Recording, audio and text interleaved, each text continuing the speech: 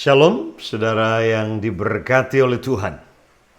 Kita kembali kepada sesi kita dalam seri perjalanan iman hati seorang murid Yesus. The Journey of a Disciple. Ya, sebuah perjalanan seorang murid dalam mengikut Yesus Tuhan. Dan kita sedang membahas tentang dasar-dasar yang menjadi fondasi kehidupan atau asas-asas dasar. Ya. Nah, kita akan lihat dalam Ibrani pasalnya yang ke-6. Kita sudah selesai sampai pada sesi yang ketiga, pelajaran yang ketiga, dan kita akan masuk pelajaran yang keempat hari ini. Dikatakan demikian, kita akan pasal yang ke-6 ayat yang ke-1.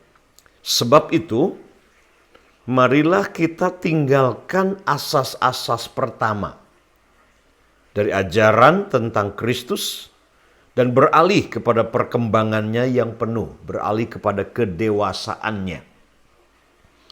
Jadi saudara tidak akan bisa beralih kepada kedewasaannya, kesempurnaannya, kalau asas-asas dasar ini saudara belum paham.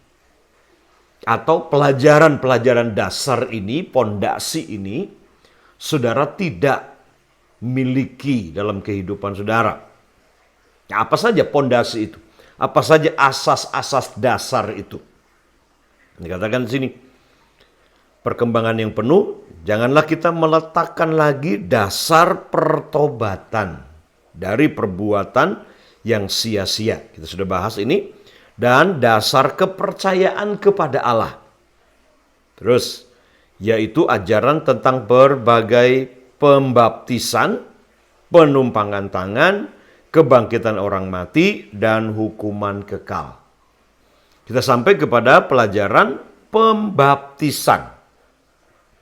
Atau yaitu ajaran tentang pelbagai pembaptisan. Dia pakai kata jamak, pelbagai. Artinya memang dalam Alkitab ada lebih dari satu baptisan. Ya. Ada lebih dari satu baptisan. Sudah catat baik-baik ini. Dalam Alkitab ada beberapa baptisan, tapi kita akan spesifik, kita akan bahas nanti ini baptisan air. Ya, baru nanti baptisan yang kedua kita akan bahas atau baptisan Roh Kudus. Ya. Nah, kita akan bahas tentang baptisan. Apa arti kata baptis itu sendiri? Bahasa Yunaninya kata baptis dipakai kata baptiso. Baptiso. Kata baptiso itu mempunyai pengertian artinya memang diselamkan atau ditenggelamkan.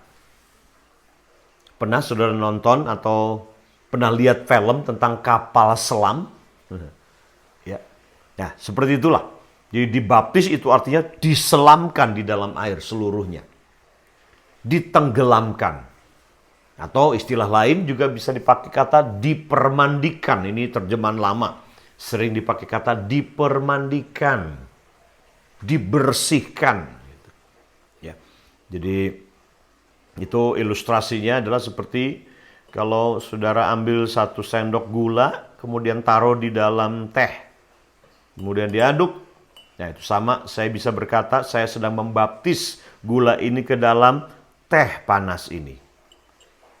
Atau saudara mencelupkan kain putih.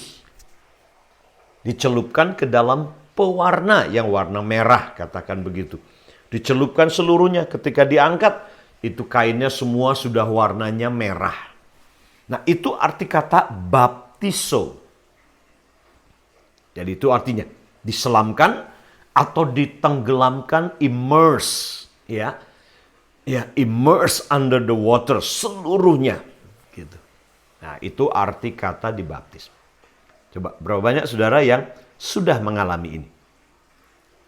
Nah, mungkin buat saudara dari saudara-saudara yang kedar, yang baru kali pertama, ya, dari Muslim yang jadi pengikut Isa Al-Masih hari ini, dimeteraikan iman saudara, percaya saudara sebagai pengikut Isa Al-Masih, pengikut Yesus, ini pertama kali saudara akan ngalami.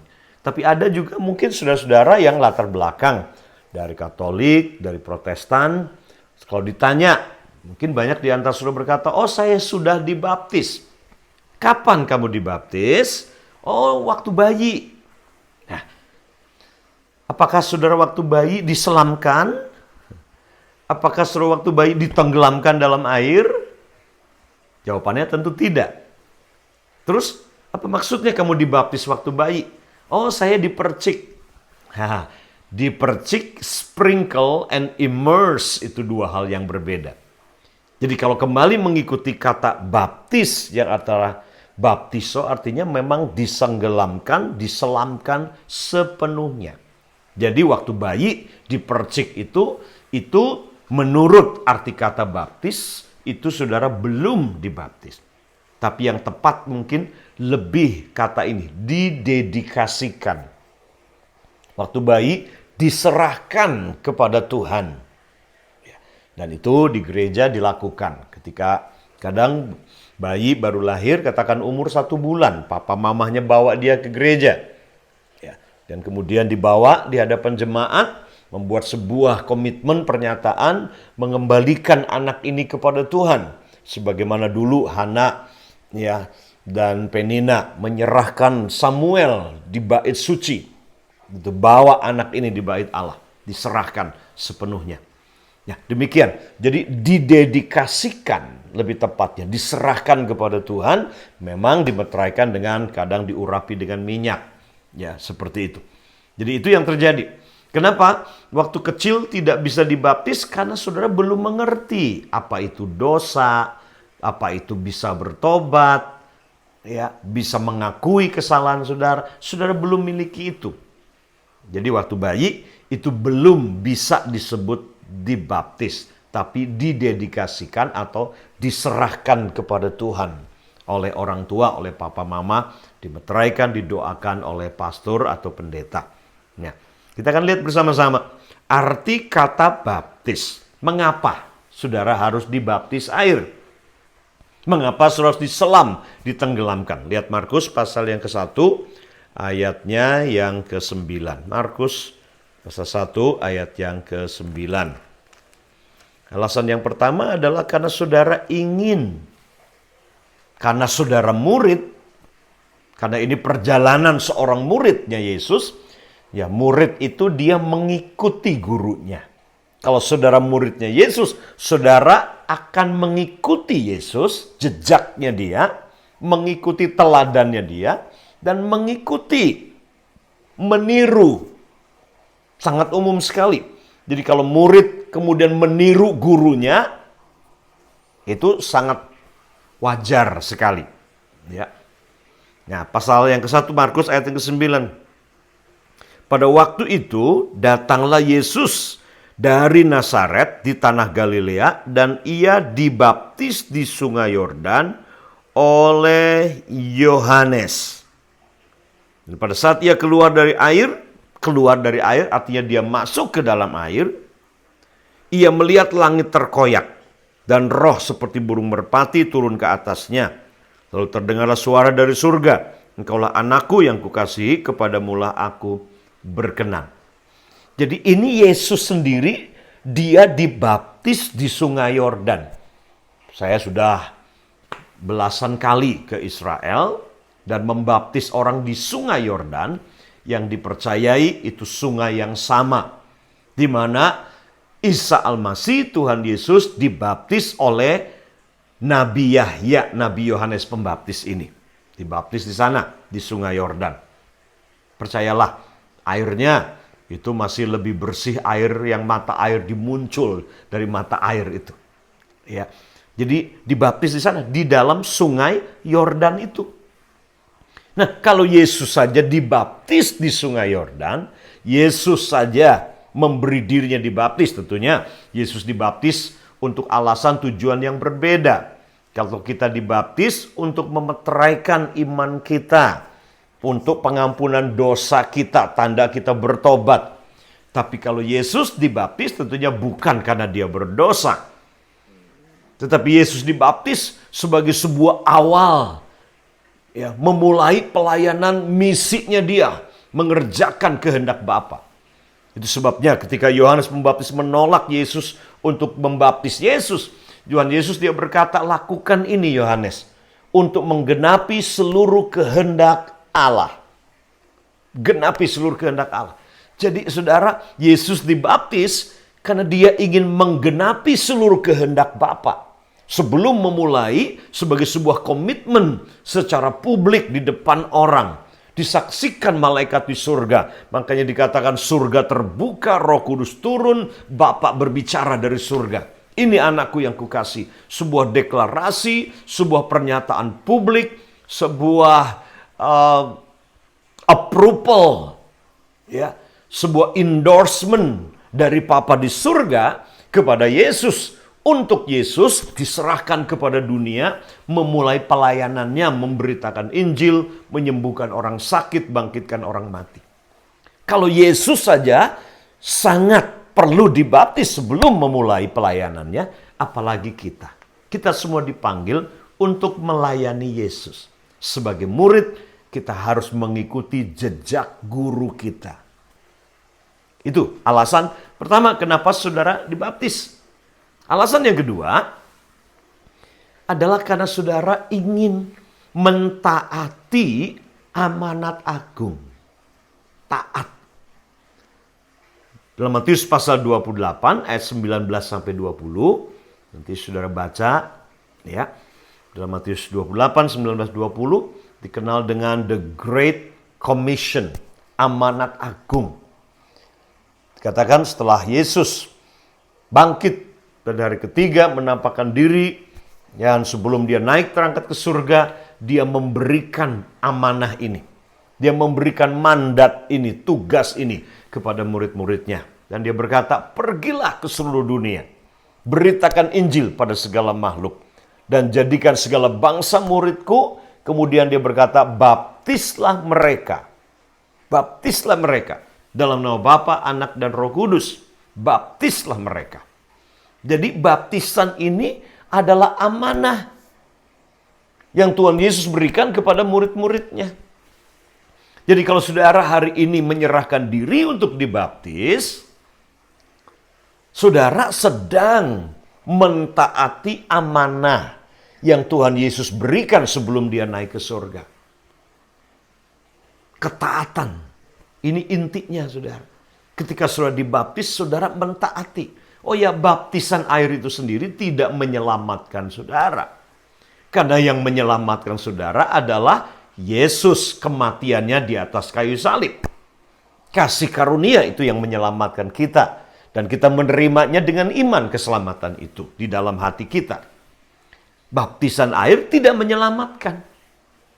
Tetapi baptisan air ini menjadi sebuah bukti ketaatan kita kepada amanat agung, amanah, mandat yang Tuhan Yesus berikan kepada murid-muridnya untuk jadi murid kemudian dibaptis. Sebagai sebuah bentuk komitmen saudara, bahwa saudara akan mentaati Tuhan, apalagi cuma dibaptis air. Sebagai murid, saudara bahkan siap mati menderita bagi nama Yesus. Sebagaimana murid-murid Tuhan Yesus, hampir sebagian besar murid Tuhan Yesus, mereka menjadi martir. Petrus, dia disalibkan matinya dengan kepala di bawah. Paulus, kepalanya dipenggal. Yakobus juga matinya dipenggal kepalanya. Yohanes, ya, itu sempat bahkan digoreng, dikuali di Pulau Patmos itu oleh Romawi. Tapi kuali yang panas dengan minyak mendidih tidak bisa membunuh Rasul Yohanes ini. Sehingga dia dibuang ke Pulau Patmos. Dan di sanalah dia menerima wahyu dari Roh Kudus. Sehingga dia menulis kitab wahyu, kitab terakhir dalam Alkitab kita. Ya. Jadi taat. Taat. Ketaatan. Kenapa kita harus dibaptis? Taat. Dan yang ketiga adalah ini. Kenapa kita dibaptis air? Ini sebagai sebuah deklarasi. Deklarasi secara publik, secara umum tentang iman kita, komitmen kita untuk menjadi murid Isa Al-Masih, murid Tuhan Yesus, untuk mengikut Dia. I have decided to follow Jesus, no turning back, no turning back. Ya, sebagai sebuah deklarasi umum di depan pendeta yang akan baptis saudara, di depan jemaat yang akan menjadi saksi, di hadapan Papa di surga dan para malaikat di surga. Ya, saudara mendeklarasikan ketaatan saudara, iman saudara, bahwa saudara ingin menjadi pengikut Yesus. Ingin menjadi pengikut Yesus. Nah, ini sangat penting sekali. Ya, sebuah pengakuan di hadapan jemaat dan juga di hadapan Tuhan. Oke. Nah, apa makna dari baptisan itu sendiri? Nah, ini yang saya ingin saudara alami nanti kalau saudara dibaptis. Ya, saudara dipermandikan, disipkoh, ya, atau dimeteraikan iman saudara dalam mengiring Yesus sebagai juru selamat dan Tuhan junjunan saudara. Makna dari baptisan, lihat pertama-tama Kolose pasalnya yang kedua, ayat 12 sampai 14.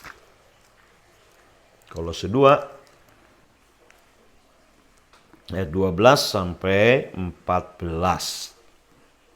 Dikatakan demikian. Karena dengan Dia kamu dikuburkan dalam baptisan. Jadi dalam baptisan itu kamu dikuburkan. Itu gambarannya, maknanya. Dengan Dia kamu dikuburkan dalam baptisan, dan di dalam Dia kamu turut dibangkitkan juga oleh kepercayaanmu kepada kerja kuasa Allah yang telah membangkitkan Dia dari antara orang mati. Kamu juga meskipun dahulu telah mati oleh pelanggaranmu dan oleh karena tidak disunat secara lahiriah, telah dihidupkan Allah bersama-sama dengan Dia sesudah Ia mengampuni segala pelanggaran kita. Ayat 14. Dengan menghapuskan surat hutang yang oleh ketentuan hukum mendakwa dan mengancam kita. Dan itu Dia tiadakannya dengan memakukannya pada kayu salib. Jadi saudara, ketika saudara dibaptis, ini yang terjadi, yang makna daripada baptisan air ini. Yaitu saudara dikuburkan bersama-sama dengan Dia. Ya, dikuburkan bersama dengan Dia. Itu simbol, itu makna rohaninya. Kalau dikuburkan itu artinya apa? Saudara mati. Karena saudara tidak mungkin menguburkan orang yang hidup. Saudara akan menguburkan orang yang mati. Jadi ketika saudara masuk ke dalam air, ini simbolnya, arti rohaninya adalah saudara dikuburkan. Sebagaimana Yesus mati. Kemudian turun dari kayu salib, diturunkan masuk dikubur. Di gua itu. Dikuburkan. Mati. Kematian Yesus mati karena apa? Karena dosa-dosa dunia ini. Dia bukan mati karena dosa sendiri, mati karena dosa dunia. Sebagaimana Yesus mati karena dosa, memikul dosa dunia, demikianlah kita juga mati terhadap dosa. Jadi ketika saudara dibaptis, ini yang powerful. Saudara akan ingat ini menjadi hari yang bersejarah. Karena itu akan menjadi hari funeral saudara. Itu hari pemakaman saudara. Hari penguburan saudara. Artinya adalah ini. Saudara dikuburkan semua hidup lama saudara. Dikuburkan semua sifat-sifat lama, semua dosa saudara dimandikan, dibersihkan dari hidup saudara. Itu yang terjadi ketika saudara dibaptis. Sebagaimana Yesus mati dikuburkan dan Dia bangkit pada hari yang ketiga, demikian juga saudara bangkit dalam kehidupan yang baru. Ini maknanya. Yesus mati dikuburkan, saudara juga mati terhadap dosa. Terhadap hidup lama, masa lalu saudara. Ya. Semua kesalahan-kesalahan saudara, pemberontakan saudara. Dikuburkan semuanya. Orang mati tidak bisa berbuat dosa lagi. Dan itu yang terjadi maknanya. Saudara kan ingat itu. Ya. Tapi kemudian setelah itu saudara bangkit sebagaimana Tuhan Yesus bangkit dari kematian. Bangkit. Tapi yang lain dikatakan di sini, ya, baptisan ini menjadi sebuah meterai. Meterai perjanjian. Kalau dulu keturunannya Ibrahim, keturunannya Abraham, itu disunat pada hari yang ke-8. Semua yang tinggal di rumahnya Abraham disunat semua. Itu yang membedakan bangsa Israel, umat Israel, bangsa Yahudi dengan bangsa lain. Bahwa mereka ini adalah umat perjanjian. Mereka disunat. Ya, ada darah yang keluar. Dikerat kulit katannya setiap anak laki-laki itu. Itu menjadi sebuah meterai bahwa mereka adalah umat perjanjian. Miliknya Tuhan mereka itu. Jadi ketika saudara dibaptis, ini yang kedua yang terjadi. Bukan cuma saudara pindah dari kematian, bangkit bersama dengan Kristus, mati dan bangkit bersama Kristus. Tapi yang kedua adalah ketika engkau dibaptis, itu adalah meterai kepemilikan. Bahwa saudara adalah milik Tuhan Yesus Kristus sepenuhnya. Hidup saudara. Itu yang terjadi waktu saudara dibaptis. Ya kalau sekarang boleh, saudaraku, mau disunat boleh. Ya, tapi tentunya buat kita hari ini maknanya sunat bukan cuma sunat secara jasmani, tapi hati kita yang disunat. Karena setiap kita adalah keturunan Abraham karena iman kepada Yesus Kristus. Kita jadi keturunan Abraham. Kalau waktu itu betul-betul orang yang tinggal dengan Abraham, anak-anaknya Abraham, betul-betul disunat secara fisik, secara jasmani. Makanya ada dua agama yang mereka pasti disunat. Dan itu menjadi sebuah aturan dan hukum. Itu adalah bangsa Yahudi dan bangsa Arab. Karena Ishak dan Ismail. Ini keduanya anak Abraham dan disunat. Sebagai tanda kepemilikan. Mereka ini keturunan Abraham. Oke? Nah itu maknanya yang kedua. Jadi makna yang berikutnya adalah ini. Dalam Roma pasal yang ke-6. Roma pasal yang ke-6. Ayatnya yang ketiga dan ayat yang ke-4. Roma 6 ayat 3 dan 4. Ayat 3 dan 4 Roma pasal yang ke-6. Dikatakan, atau tidak tahukah kamu bahwa kita semua yang telah dibaptis dalam Kristus telah dibaptis dalam kematiannya. Dengan demikian, kita telah dikuburkan bersama-sama dengan Dia oleh baptisan dalam kematian, supaya sama seperti Kristus telah dibangkitkan dari antara orang mati oleh kemuliaan Bapa, demikian juga kita akan dihidupkan dalam hidup yang baru. Ketika kita dibaptis, ini menjadi sebuah meterai. Kita menjadi manusia yang baru. Seperti orang yang dimandikan. Mandi setelah itu pakai baju baru. Nggak mungkin mandi pakai baju yang minggu lalu. Itu tidak mungkin. Itu cuma orang malas. Nggak mau cuci baju, nggak mau cuci pakaian. Tapi orang mandi pasti. Ya, setelah mandi dia pakai baju yang baru atau baju yang bersih. Yang belum dipakai sebelumnya. Nah, itu maknanya. Ketika saudara dibaptis, saudara keluar dari air, saudara menjadi manusia yang baru, manusia yang bersih. Yang baru.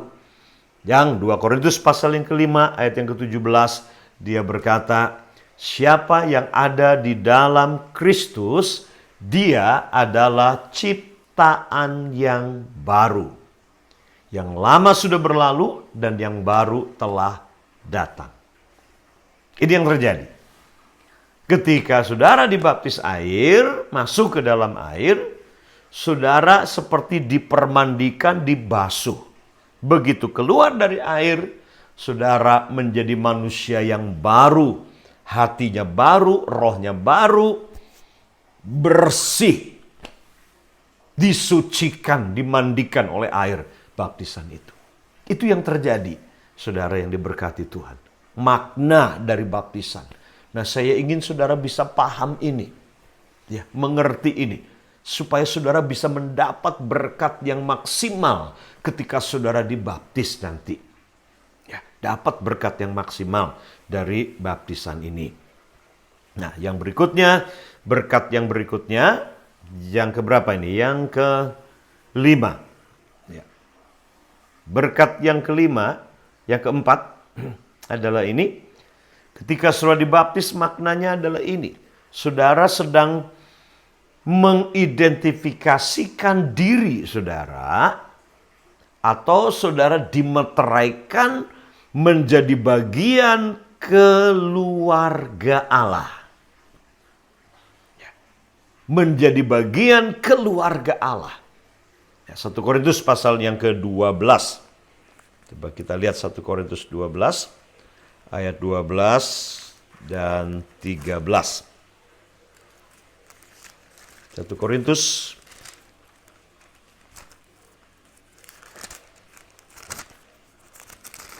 12. Saya harap saudara mencatat, ya, karena saya rindu bukan cuma saudara nanti yang memahami kebenaran, ya, perjalanan iman seorang murid kepada Yesus ini, tetapi saudara bisa menuntun teman-teman, keluarga, adik-adik rohani saudara ke dalam perjalanan rohani yang sama menjadi seorang murid Tuhan Yesus. Itu seperti ini, ya. Pondasinya seperti ini. Pasal 12, 1 Korintus ayat 12 dan 13.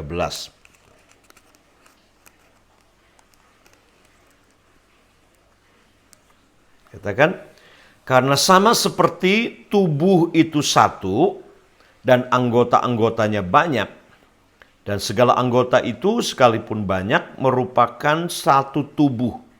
Demikian pula Kristus. Ayat 13. Sebab dalam satu roh, kita semua, saudara dan saya, kita semua, baik orang Yahudi maupun orang Yunani, baik budak maupun orang merdeka, telah dibaptis menjadi satu tubuh, dan kita semua diberi minum dari satu roh. Jadi ketika saudara dibaptis air, saudara juga sedang dibaptiskan ke dalam menjadi bagian keluarga Allah. Menjadi bagian tubuh Kristus. Satu tubuh, tapi kita semua anggota yang banyak dan berbeda-beda. Punya peran, punya fungsi, punya karunia yang berbeda-beda. Jadi ketika saudara dibaptis, saudara disahkan, ya, dimeteraikan menjadi anggota tubuh Kristus.